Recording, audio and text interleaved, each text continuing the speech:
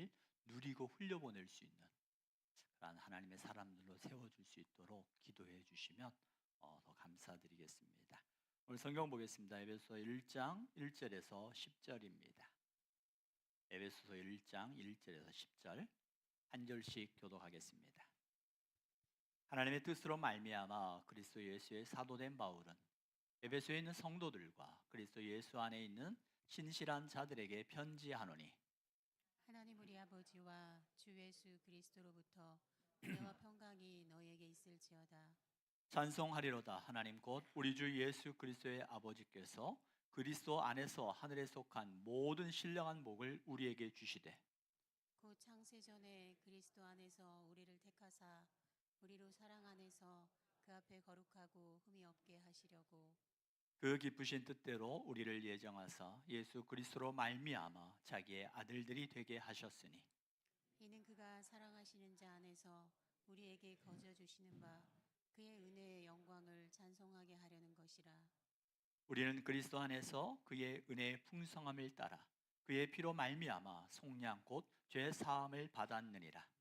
이는 그가 모든 지혜와 총명을 우리에게 넘치게 하사 그 뜻의 비밀을 우리에게 알리신 것이요 그의 기뻐하심을 따라 그리스도 안에서 때가 찬 경륜을 위하여 예정하신 것이니 하늘에 있는 것이나 땅에 있는 것이 다 그리스도 안에서 통일되게 하려 하심이라. 아멘. 여러분 자신을 축복하겠습니다. 내 영혼이 잘된 같이 범사에 잘되고 강건케 됨을 주의 이름으로 선포합니다. 아멘. 옆 사람 축복합니다. 내 영혼이 잘된 같이 범사에 잘되고 강건케 되기를 주의 이름으로 축복합니다. 네, 감사합니다. 우리가 살아가면서 피할 수 없는 것들이 여러 가지가 있는데 그 중에 하나가 상처인 것 같아요. 상처. 직장 내에서나 또 그 직장 내에서의 갈등 아니면 업무로 인한 스트레스, 때로는 평가와 기대 속에서 늘려오는 스트레스, 차별의 문제 아니면 지역, 성차별, 학교 또는 학력 아니면 인종차별 등등 크고 작은 이런 것들로 인해 우리가 원하든 원하지 아니하든 상처를 받게 되어집니다. 심지어 조사에서 나왔는데 가장 행복해야 할 곳인데 가장 많은 상처를 주고 상처를 받는 곳이 어디라고 그래요? 가정이라고 말을 합니다. 가장 행복해야 할 곳이 가장 많은, 어떻게 보면 가장 많은 시간과 가장 많이 오랫동안 함께 하다 보니까 그 상처들이 생기는 것 같아요. 부모와 자녀 간의 세대 간의 갈등, 또 그 원인 중에 하나겠죠. 부모는 자녀를 바라보면서 자녀에게 잘 되기를 바라는 마음으로 잘하는 것보다 무엇에서 집중해요? 못하는 것. 그 못하는 것만 잘하면 더 잘 될 것 같은 부모의 기대에, 부모의 마음에 자녀들이 자꾸 못하는 것만 바라보고 이야기를 해요. 자녀들은 또 어떻습니까? 자기에게 가장 잘해주는 부모임에도 불구하고 부모에게 감사를 표현하기보다는 간섭하고 또 잔소리처럼 들려지는 수많은 이야기들로 인해서 감사를 잃어버리고 불평과 원망을 하게 되어지고, 또 부부간에는 어떻습니까? 부부간에는 서로가 기대하는 게 있다 보니까 그 기대에 미치지 못할 때 올려오는 또 원망, 이와 같은 것들로 인해서 가정 안에서 크고 작은 아픔과 상처들이 끊임없이 생산되어져 가는 것 같아요. 그래서 우리가 몇 년 전부터 우리 교회에서는 저녁마다 가족이 모여서 감사 고백을 하자라고 말씀을 드렸습니다. 실제로 이 감사 고백을 우리 교우들의 가정들도 잘하는 가정들도 있을 것이고 잃어버리고 한 가정도 있을 거예요. 우리가 잘 알고 있는 것처럼 실제 우리 교회는 아니지만 우연치 않게 우리 교회에 와서 예배를 드리고, 그리고 그 예배를 드리다가 관계 속에서 가정의 이야기를 하고 그 이야기를 통해서 감사 고백을 하면서 그 가정, 정말 힘들고 어려웠던 그 가정이 회복이 되어지고, 그 회복을 통해서 매년마다 목사님 감사 상자 수원에서 매년마다 와가지고 감사의 고백을 통해서 주어진 은혜를 나누고 또 그 감사 상자를 가지고 가면서 1년을 지탱해 주는 그 이야기를 저도 들었고 또 여러분들도 함께 나눴던 기억이 있습니다. 이 감사, 이 소통의 부재가 크고 작은 아픔과 고통을 낫기도 합니다. 처음에는 어색하지만 아마 가정에서 꾸준하게 서로 대화하고 서로 이야기하고 그리고 서로 감사를 표현하는 이 시간들이 아마 꾸준하게 한 가정들은 아마 가정의 분위기가 달라질 거예요. 내용이 달라져요. 감사의 고백이 달라지고 감사의 내용이 달라지고 그리고 집안의 그 공기가 달라져요. 처음에는 어색해요. 이게 뭐라고. 근데 한번 꾸준하게 해보십시오. 이게 우리 가정, 정말 가장 여러분이 소중하다고 말하는 그 가정을 지켜나갈 수 있는 가족이 모여서 서로 감사하는 거예요. 한 가지씩 감사 고백하고 서로에게 대해 감사 이야기를 하고 그리고 돌아가면서 오늘은 내가 기도할게, 내일은 돌아가면서 기도해 보십시오. 제가 이야기를 하지만 저희 가족도 둘이 있든 셋이 있든 넷이 있든 그 감사 고백의 시간을 가져요. 어제도 제가 집에 들어가서 우리 애가 들어오고 약 1시간 동안 밤 12시부터 거의 1시까지 감사 이야기를 하면서 자연스러운 이야기들이 나오는 거예요. 피곤할 때도 있고요. 때로는 새벽에 대한 부담감이 있을 때도 있고요. 그럼에도 불구하고 그 자리를 통해서 더 많은 소통과 더 많은 이해를 하게 되어지고 그리고 저는 제가 토요일마다 가장 좋은 것 중에 하나가 우리 아들이 아빠를 위해서 기도하는 거예요. 우리 아빠에게 성령 충만하게 하셔서 말씀 잘 전하게 하시고 우리 교우들이 은혜 받게 하셔서 저는 그 기도가 너무 좋아서 그 토요일에는 항상 아들이 기도할 수 있게 아니라 아무 기도도 안 해요. 그러면서 한 가족이 함께 서로를 위해서 기도하고 물론 그렇다고 우리 가정에 상처가 없다는 거 아닙니다. 싸워요. 실제로 제가 아마 몇 번을 말씀드린 기억이 있습니다. 행복한 부부와 그리고 매일 싸우는 부부 그렇게 보여지는 두 부부가 있는데 어느 부부가 더 많이 싸울 것 같아요? 행복해서 한 번도 싸우지 않을 것 같은 부부 그리고 맨날 얼굴을 인상 쓰면서 하는 그 부부 누가 더 많이 싸울 것 같아요? 누가 더 많이 싸울 것 같아요? 실제로 보니까 싸움의 횟수는 똑같대요. 달라지지 않아요. 그런데 두 가지예요. 어떻게 싸우느냐 그리고 싸운 이후에 어떻게 하느냐. 싸움의 기술이 필요한 거예요. 우리가 어떤 그 육체적인 싸움을 할 때도 기술이 필요한 것처럼 부부간에도 싸울 때 싸움의 기술이 필요하다는 거예요. 절대 하지 말아야 될 게 뭐가 있을까요? 절대 하지 말아야 될 것 중에 하나가 비난의 말 하지 말아야 된다는 겁니다. 여러분도 싸울 수 있잖아요. 부부니까 싸우는 거예요. 싸울 때 하지 말아야 될 거. 자, 따라해보세요. 너 때문에. 때문에라는 말. 이 비난의 말은 문제가 해결되는 것이 아니라 오히려 갈등을 더 증폭시키는 말들이기 때문에 너 때문에라는 말 절대 하지 말아야 돼요. 그럼 두 번째로 하지 말아야 될 게 뭘까요? 두 번째 하지 말아야 될 건 절대적인 단어들. 다시 말하면 너는 왜 항상 그래? 너는 절대로 안 변해. 이와 같은 부정적인 말들. 이런 부정적. 여러분들 이거 할 때 또 여기 이거 당신이 하는 말이야라는 게 아니라 내가 하는 말을 잘 들어야 돼요. 부부간에도 이거 우리 남편이 들어야 되는데 우리 아내가 들어야 되는데 그렇게 생각하지 말고요. 내가 바뀌어야 될 게 뭐가 있는가를 찾는 거예요. 절대로 당신은 안 변해. 이런 부정적인 절대적인 단어들을 사용하지 말아야 된다는 거예요. 오히려 그와 같은 단어들은 대화의 문을 닫아버려요. 사실 그러려면 어떻게 구체적인 사례를 들면서 당신이 이 상황에서 이렇게 하는 건 좋지 않아. 구체적인 사례를 들고 이야기를 해야지 통틀어서 당신은 절대로 안 변해. 당신은 항상 그래. 라는 이런 단어들 사용하지 말아야 된다는 거예요. 그리고 세 번째는 과거의 실수를 들추지 말아야 됩니다. 부부싸움을 하다 보면 또 부부싸움뿐만 아니라 가정에서 많이 이야기되어지는 거죠. 10년 전 걸 다 들춰내기 시작을 해요. 10년 전, 20년 전 다 들춰내가지고 그걸 가지고 이야기를 해요.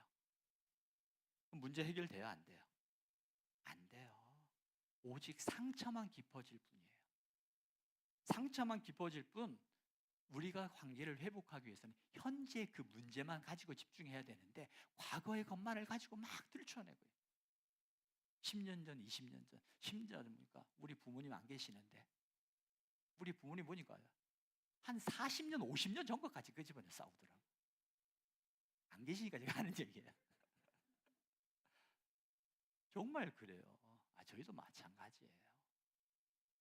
과거에 그 집안에 사지 말고요. 지금 있는 그것만 가지고 싸워야 돼요. 또 네 번째는 뭐예요? 감정이 격한 상태에서 하지 말아야 될 말들. 하지 말아야 됩니다. 감정이 격한 상태에서 그 말을 하게 되어지면 회복이 안 되어져요. 하지 말아야 돼요. 다섯 번째, 상대방의 가족을 비난하지 말아야 됩니다. 상대방의 가족에 대해서 이야기를 하는 거, 비하하는 거나 비난하는 말 절대적으로 하지 말아야 돼요. 이와 같이 하지 말아야 될 거, 싸움의 기술이 필요하다는 거예요. 그리고 그렇다면 이렇게 싸울 때 이와 같은 것들만 하지 않아도 충분히 관계가 회복이 되고 개선이 돼요. 그리고 그렇다면 이 싸움의 기술이 필요하다면 싸움의 기술 못지않게 필요한 게 또 있어요. 화해의 기술이 필요해요. 어떻게 화해해야 될까요? 화해는 딱 네 가지를 제가 써봤어요. 한번 이게 뭔지 고미사축. 이게 무슨 뜻일까요? 고미사축.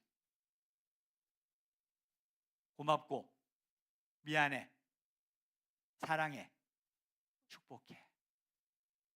한번 따라해보세요. 고미사축. 고마워. 따라하세요. 고마워. 미안해. 사랑해. 축복해. 여러분 가정 안에서 또 교회 안에서 이와 같은 말들을 사용해 보십시오. 자존심? 뭐가 중요해요? 중요하지 않잖아요. 이 일에도 우리가 저번 주 2주 전에 우리가 설교 말씀을 들으면서 그리스도 안에서 하늘에 있는 것과 땅에 있는 것을 통일되게 하기 위해서 주님이 오셨다고 그랬거든요. 예수님께서 이 땅에 오신 이유는 하늘에 있는 것과 땅에 있는 것, 죄로 인하여서 하나님과 우리 사이에 그 죄로 인하여 단절된 것들을 예수 그리스도 안에서 우리를 통일되게 하셔서 회복되게 하셔서 우리로 하여금 하나님의 기쁨 되어지는 삶을 살아갈 수 있도록 주님께서 하나님의 계획은 예수님으로 말미암아 하나님과 나 사이에 단절된 죄의 문제, 이것들을 회복하기 위함에 하나님의 뜻이라고 말씀을 드렸어요. 또 하나님의 계획은 그리스도 안에서 한 가정된 우리를, 그리스도 안에서 하나 된 우리 교회가 회복되어지고 관계가 세워지기를 원하시는 하나님이시라는 거예요. 그래서 우리가 싸움의 기술도 필요하고요, 화해의 기술도 필요한 거예요. 하나님께서는 우리의 가정이, 또 우리 교회가, 우리의 속한 공동체가 하나님의 은혜와 사랑으로 회복되어지기를 원하신다라는 거예요. 그런데 가장 회복하고 가장 행복해야 할 우리의 가정에, 또 때로는 우리 교회 안에서도 이와 같이 상처를 양산하고 실망하는 경우들이 참 많이 있습니다. 심지어는 오랜 기간 동안 예수님을 믿는 그 가정임에도 불구하고 기쁨과 행복보다는 오히려 싸움이 더 많아지는 경우도 있다는 거예요. 왜 그럴까요? 이런 가정 안의 상처들은 저도 그 심리학이나 아니면 상담학 책들을 보면 자기 자신을 존중하십시오. 자기 자신을 연민하고 자기 자신을 사랑해야 됩니다. 그러면서 자기 감정을 소중하게 여기고 타인을 배려한 여러 가지 이야기들이 나옵니다. 그런데 오늘 성경 말씀을 통해서 가장 행복해야 할 믿음의 가정, 가장 행복해야 할 이 믿음의 공동체가, 하나님께서는 우리 교회가, 하나님께서 우리 가정들이 기뻐하고 하나님 예수 그리스도 안에서 하나 되길 원하시고 통일되길 원하시는데 왜 상처가 있고 아픔이 있고 이와 같은 갈등들이 있는 이유가 뭘까? 오늘 말씀을 통해서 찾아보려고 합니다. 하나님의 계획은 영향력 있는 그리스도인의 삶을 원하시는 거예요. 하나님께서는 모든 사람들이 영향력 있는 그리스도의 공동체를 이루어가길 원하십니다. 그 공동체 안에서 하나님의 사랑과 지혜와 능력을 부어주심으로 말미암아 그들을 통해서 그 관계를 회복시켜 나가길 원하신다라는 거예요. 그리고 그 회복은 가정, 교회뿐만 아니라 하나님이 창조한 자연 세계까지. 그래서 우리가 교회에서는 일회용품 쓰지 말자라고 말씀을 드렸어요. 일회용품 쓰지 말고 조금 귀찮아도 컵 쓰고 그 컵으로 다 바꿨어요. 여러분 이 모든 쓰레기들이 모여 있는 게 바다잖아요. 흘러서 그곳에 가보면 이 미세 플라스틱이 그렇게 많대요. 미세 플라스틱이 가장 많이 있는 것 중에 하나가 뭔지 아세요? 담배 꽁초래요. 담배 그 필터 거기에 미세 플라스틱이 그렇게 많이 있대요. 이와 같은 것들을 통해서 바다가 오염돼. 그렇다면 내가 내 삶에서 이 하나님의 창조한 자연 세계를 회복하는데 하나님은 나를 통해서 뭘 하길 원하시는가? 에어컨 조금 더우면 18도까지 팍 낮춰가지고 18도도 마음에 안 돼. 파워 냉동인가 있더라고요. 그래서 딱 키우고 그렇게 안 하고 적정 온도에서 조금 더우면 어때요? 엘리베이터 좀 걸으면 어때요? 걷는 거죠. 또 지난 한 주간 동안 저만의 시간을 가지면서 비가 오든 비가 아니 오든 그냥 매일 한 15,000보 이상은 걸었던 것 같아요. 걸으면서 이 생각 저 생각 많은 생각을 하고 또 나름대로 어떤 그런 하나님과의 관계의 시간들을 좀 가졌던 것 같아요. 시간들이 우리가 신앙생활하면서 하나님은 우리를 통해서 우리의 가정을 회복시키시고 하나님은 예수 그리스도를 통해서 하나님과 우리 사이, 하늘과 땅 사이에 있는 관계를 회복시켜 주셨던 것처럼 이제 하나님께서는 교회를 통해서 믿는 사람을 통해서 하나님과 우리 사이에 있는 모든 것들을 예수님으로 말미암아 회복되었던 것처럼 교회를 통해서 믿는 사람들을 통해서 우리의 가정이 우리의 공동체가 심지어는 우리의 자연 세계가 하나님과의 회복을 원하신다라는 거예요. 그런데 하나님의 뜻은 알겠어요. 그런데 안 되는 이유가 뭘까요? 왜 어려울까요? 그것은 우리의 신앙생활에 대한 잘못된 생각입니다. 신앙생활을 하면서 여러분 잘못 오해하는 부분들이 있어요. 하나님은 우리를 통해서 영향력 있는 그리스도인이 되기를 원하셔서 우리를 통해서 가정을 세우고 우리를 통해서 교회를 변화시키고 나아가 우리 교회를 통해서 이 지역 사회에 선한 영향력 있는 그러한 하나님의 공동체를 세워가길 원하시거든요. 그런데 왜 영향력 있는 그리스도의 몸을 세워가지 못할까요? 이유가 뭘까요? 그것은 하나님의 계획보다 내 계획을 우선하기 때문입니다. 자기 감정을 우선하기 때문이에요. 신앙생활을 잘못 오해하기 때문이라는 겁니다. 여러분, 신앙생활이라는 게 뭘까요? 신앙생활이라는 것은 하나님의 계획을 이루어가는 삶이에요. 하나님의 계획을 이루어가는 삶. 그런데 사람들은 내 계획을 이루어 가기 위하여 하나님은 내 꿈을 이루기 위한 하나님은 나의 조력자라고 생각을 해요. 여러분 잘 신앙생활에서 보십시오. 하나님의 뜻을 이루기 위하여 하나님 앞에 나를 쓰임받기를 원하십니까? 아니면 내 뜻을 이루기 위하여 하나님을 나의 조력자로 생각하십니까? 하나님을 내 인생의 꿈을 이루기 위한 조력자로 생각한다면 하나님은 우리 인생의 진이와 같은 존재밖에 되지 않아요. 그런데 하나님은 우리의 인생에 내 꿈을 이루기 위한 조력자가 아니라 하나님의 꿈을 이루기 위하여 하나님 나를 사용하여 주십시오라고 고백할 때 하나님 내 안에 하나님이 주시는 풍성한 은혜를 누릴 수 있는 거예요. 우리는 생각할 때 내 꿈을 이루기 위한 하나님의 조력, 하나님이 내 꿈을 이루기 위한 조력자라고 생각하게 되어지면 뭔가가 이루어질 것 같은 그러한 기대가 생기죠. 하나님을 내 인생의 조력자로 생각하는 이유는 내 안에 있는 탐욕 때문입니다. 탐욕이 얼마나 큰지 자기 욕망의 수단으로 하나님을 삼고 싶은 거예요. 탐욕을 극복하기 어려운 이유가 뭘까요? 탐욕은요, 즐겁거든요. 기쁨이 있어요. 일시적이지만 그 탐욕을 이루고 탐욕을 내가 만족할 때 그 안에 주어지는 행복과 안정감이 있어요. 그러다 보니까 그 탐욕을 끊임없이 쫓아가는 거죠. 그런데 내 계획을 이루기 위하여 하나님을 내 인생의 조력자로 생각하게 되어지면 하나님이 부어주시는 풍성한 은혜를 누릴 수가 없다는 거예요. 그거 하나만 얻는 기쁨이 아니라 하나님이 주시는 기쁨은 이것보다 수십 배, 수백 배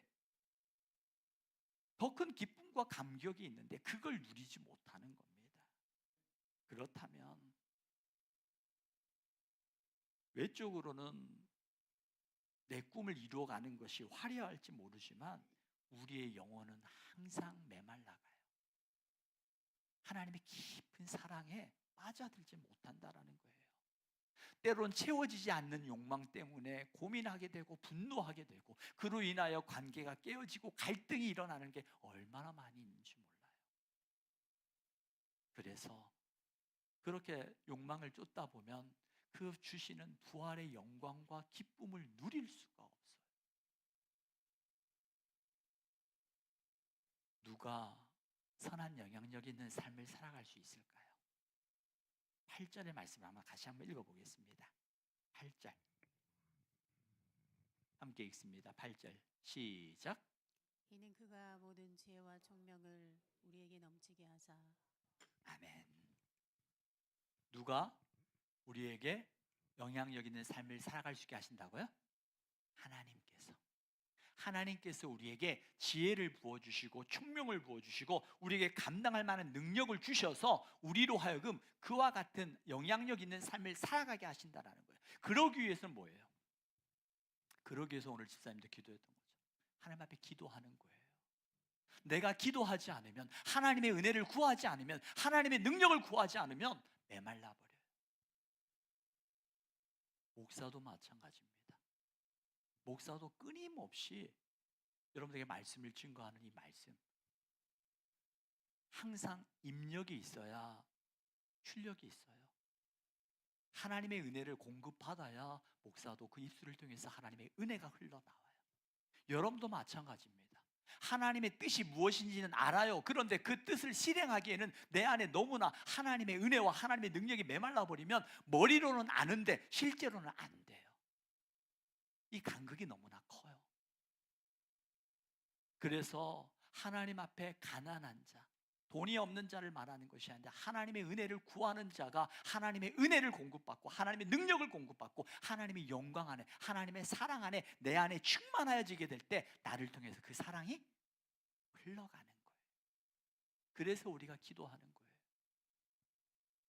우리가 구원받기 위해서 예배하고 구원받기 위해서 기도하는 것이 아니라 구원받은 우리가 예수 그리스도의 선한 영향력 있는 하나님의 사람으로 살아가기 위해서 우리가 기도하는 것이고 우리가 예배하는 것이고 우리가 함께 서로 그 일들을 이루어갈 수 있는 공동체가 되기 위해서 서로 서로를 위해서 중보하고 서로 서로를 위해서 격려하는 거예요. 부족함이 없어서가 아닙니다. 제가 여러분들 앞에서 정말 부족한 건 너무 많아요. 부족한 건 많아요. 그럼에도 불구하고 여러분들이 기도해 주시고 또 하나님이 주신 은혜를 간구하면서 그 길을 걸어가는 거예요. 어느 누구도 이번에 임직받은 분도 마찬가지입니다. 이번에 임직받은 분들에게 약 6개월 동안 우리가 교육을 하면서 매 시간 저녁 6시 6시에 모였어요. 어떤 분들은 하루 종일 일하고 옵니다. 어떤 분들은 주일낮에 예배하고 사무실 가서 일하다가 그 시간에 맞춰서 와요. 그 다음날 또 출근해야 되잖아요. 얼마나 힘들겠어요. 그럼에도 불구하고 그 자리에 옵니다. 왜? 하나님 앞에 헌신의 자리, 또 하나님의 은혜를 공급받기 위해서는 내 시간을 드리고 내 마음을 드려야 되기 때문에, 내가 완전하기 때문이 아니라 내가 부족함을 알고 하나님의 지혜와 하나님의 능력과 하나님의 은혜를 구하는 사람, 그들을 통해서 하나님이 그 일들을 이루어 가신다라는 거예요.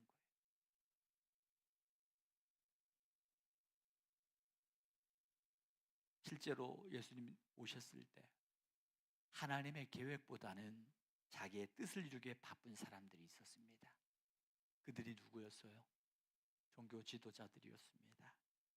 그들은 하나님이 보내신 하나님의 아들 예수 그리스도를 하나님의 이름으로 그들을 죽였어요. 예수님을 십자가에 못 박게 했어요. 내 생각과 내 목표, 내가 주인이 되다 보니까 하나님의 뜻을, 하나님의 아들을 하나님의 이름으로 죽였다는 거예요. 우리가 신앙생활하면서 우리가 범할 수 있는 크나큰 오류일 수 있어요. 하나님을 내 인생의 조력자로 세우는 것이 아니라 하나님이 내 인생의 목표로 세울 때 하나님께서 우리에게 그 일들을 이루어갈 수 있는 지혜와 명철과 총명과 능력 주실 뿐만 아니라 내가 구하지 않은 것까지도 더 풍성하게 주시는 하나님의 은혜, 이 은혜로 우리가 녹아질 때 우리를 통해서 그 은혜가 가정을 적시고 교회를 적시고 우리 교회를 통해서 적지만 이 지역 안에, 더 나아가 우리가 품고 기도하는 세계 열방 안에 하나님의 선한 영향력이 있는 은혜의 공동체로 우리를 세워 주실 줄 믿습니다. 말씀을 마치겠습니다. 하나님께서는 우리에게 예수 그리스도로 말미암아 하늘과 땅 사이에 있는 우리를 통일시키시고 관계를 회복시켜 주셨던 것처럼, 그리고 이 일들을 이루어 가신 하나님은 기쁘게 이 일들을 계획하셨습니다. 또 하나님께서는 우리를 통하여서 하나님과 우리 가정을 회복시키길 원하시고요, 하나님께서는 우리를 통해서 우리 교회가 하나님 안에서 회복을 이루어 가길 원하시고, 하나님은 우리 교회를 통해서 이 사회와 하나님 나라의 사이를 회복시켜 나가길 원하신다는 거예요. 이를 위해서 우리는 탐욕을 버려야 됩니다. 우리의 신앙생활이 내 목표를 위해서 하나님이 내 인생의 진해가 되어서 내 목표를 이루기 위한 수단과 도구가 아니라 하나님의 뜻과 하나님의 목표를 이루게 하여 주여 나를 사용하여 주시옵소서. 주님 앞에 내가 나아질 때 주님께서 나를 통해서 그 일들을 이루어 가실 뿐만 아니라 내가 구하지 않은 것까지, 내가 구하지 아니한 것까지도 우리의 삶을 풍성케 하실 그 은혜 앞에, 그 은혜를 누리기 위하여 오늘도 주님 앞에 은혜를 구하며 나는 가난한 자입니다. 나는 연약한 자입니다. 주여 나를 도우소서. 주의 은혜가 아니면 나는